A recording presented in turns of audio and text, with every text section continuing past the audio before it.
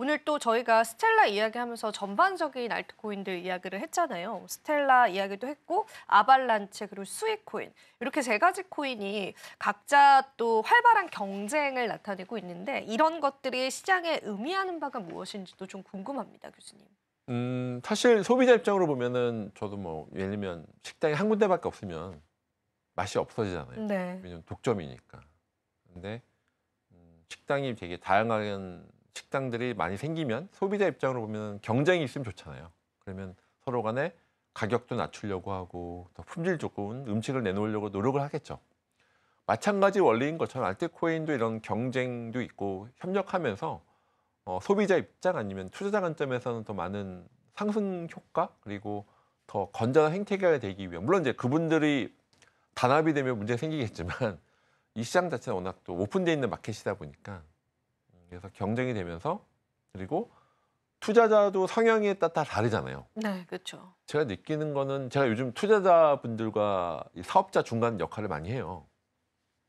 웹3뿐만 아니라 AI 때도 많이 하다 보면 제가 많이 느낍니다. 투자자 관점과 사업자 개발자, 관점의 사업자 차이점을 관점. 진짜 제가 마치 결혼과 유사하다고 표현을 잘 네. 이해가 되는데 그런 것만큼 투자자들도 다 본인들이 좋아하는 성향이나 그 워낙 각자가 있기 때문에 그런 거에 맞춰서 관심 있게 보시고 리서치 하시면서 자기한테 맞는 프레이트나 알트코인을 선택하시면 되지 않을까 하는 생각입니다. 그래서 관점에서 보면 요즘 뭐 양자 역학이 워낙 대세잖아요. 그래서 네. 제가 재밌는 말 들었는데 투자자와 이 사업자가 마치 중첩처럼 네. 양자 역학처럼 같이 보시면 좋은데 워낙 따로 보시더라고요. 근데 이제 시대의 흐름은 확실히 달라지는 것 같습니다.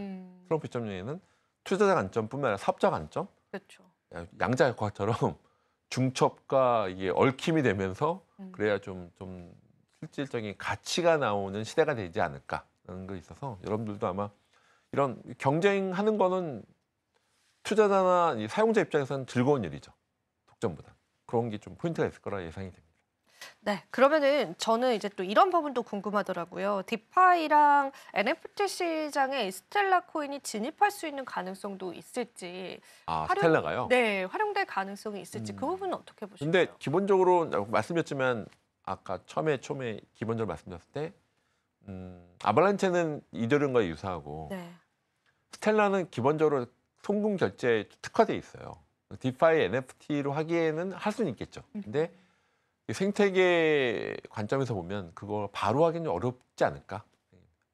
스텔라로 NFT로 하는 사례는 제가 거의 못 아, 봤거든요. 그래요? 왜냐면 스마트 계약 쪽 부분이 네. 있어야 되는데 이 본질적인 부분은 아마 이게 송금 결제 특화된 네트워크이다 보니까 뭐 만들 수는 있겠죠. 근데 그런 기본적으로 아마 NFT나 디파이는 흔히 말하는 이더리움 계열, 이비언 계열이나 솔라나 이런 식으로 그 생태계 특징, 그 철학이 좀 다른 것 같아요. 그래서 아마 뭐 만들 수는 있겠죠. 안 만들 뭐 비트코인이라도 만드는데 뭐 어디너스나 이렇게 만드니까 뭐 안 만들 수 있는 건 아닌데 이 본질적인 부분은 디파이 NFT 이더리움 계열 쪽이 가능할 수밖에 없다.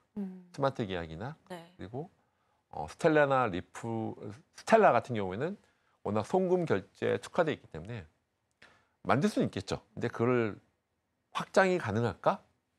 라고 봤을 때는 스텔라로 만든 NFT 디파이가 얼마큼 디파이는 있을 수 있을 것 같아요. 왜냐면 금융이니까. 근데 NFT나 이런 생태계 확장은 좀 상대적으로 떨어지지 않나 하는 게 의견이긴 합니다.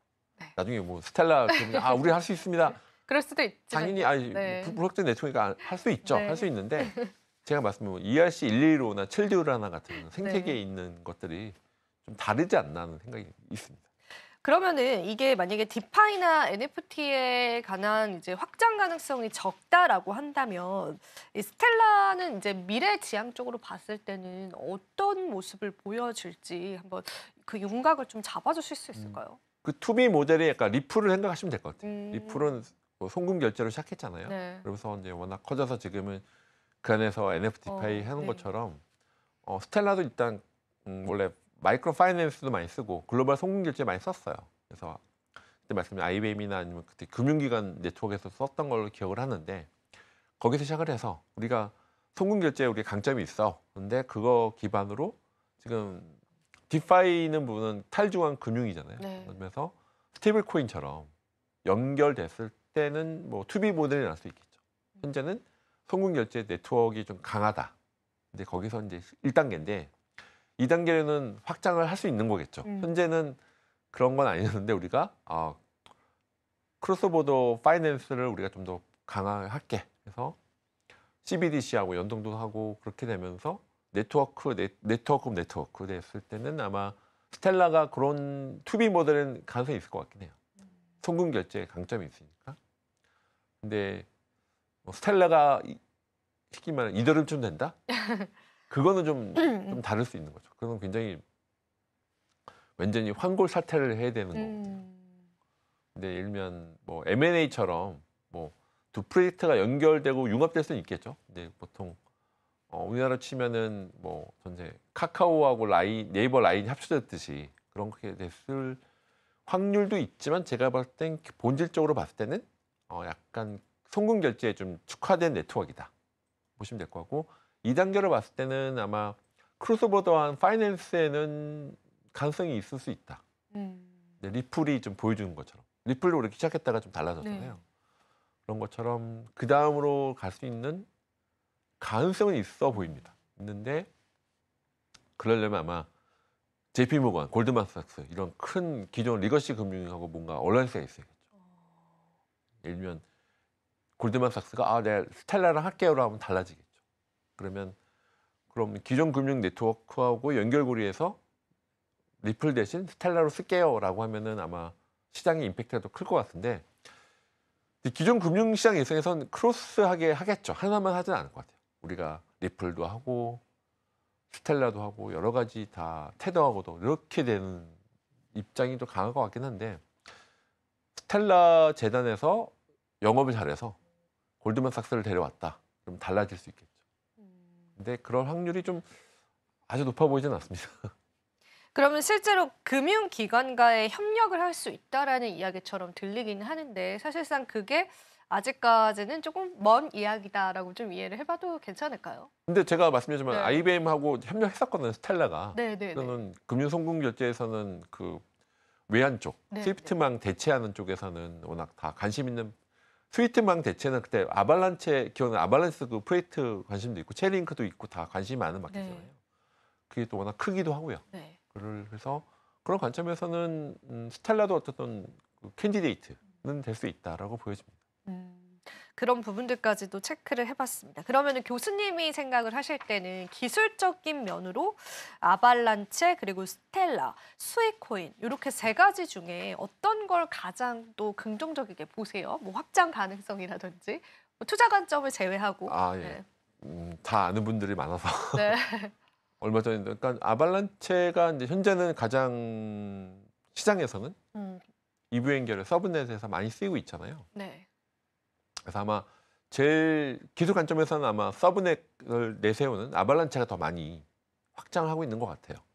그리고 뒤를 이어서 근데 아까 말씀했지만 아발란체는 이더리움 생태계를 확장하는 관점. 네. 레이어 1도 있고 레이어 2도 있고 서브넷으로 그 확장하는 게 좀 장점인 거고요.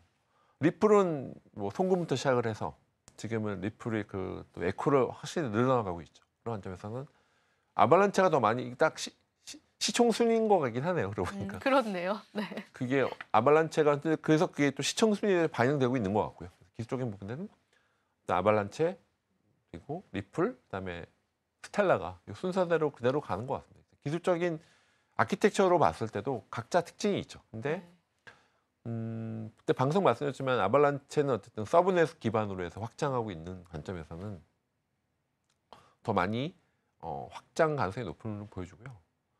리플은 또 그 나름대로 그 이브행 계열은 아니지만 네. 외화 송금에서부터 그 생태를 늘리고 있어서 그런 관점에서 봤을 때는 아마 지금 투자자 이렇게 시총 순서대로 말씀드렸는데 뭐 우연히 그렇게 된 거긴 한데 아키텍처는 좀 다르긴 저는 이제 기술적 관점에서는 이게 세 가지를 다 이제 다르게 보고 있는데 다 이제 애정이 있는 프로젝트긴 합니다. 네. 저도 사실은 스텔라는 여러분 잘 모르실 때 저는 제 기억으로 2017년, 18년도에 저는 일부 사기도 했어요. 테스팅용으로. 그래서 그때는 제가 크로스보더 그때는 한참 아발란체도 없을 때였고 그때 리플은 있었죠. 이제 그렇게 이제 리플과 유사한 거라서 스텔라 관심이 있어서 저도 일부 사기도 하고 그걸로 테스팅 거기 다운로드 받아서 제 노트북에 설치했던 기억이 나는데 그만큼 그 당시에는 굉장히 리플과 유사한 프레트구나 라는 느낌이 있어서 그 당시에도 재밌는 거는 스텔라에 대해서 얘기하는 사람이 거의 없었습니다. 거의 없었죠. 네. 그래서 제가 아마 그때 거의 초기 멤버로 제가 다운로드 받아서 설치했던 경험이 났는데 저한테 투자 쪽은 하는 사람은 아니니까 근데 그 그쵸. 당시 네.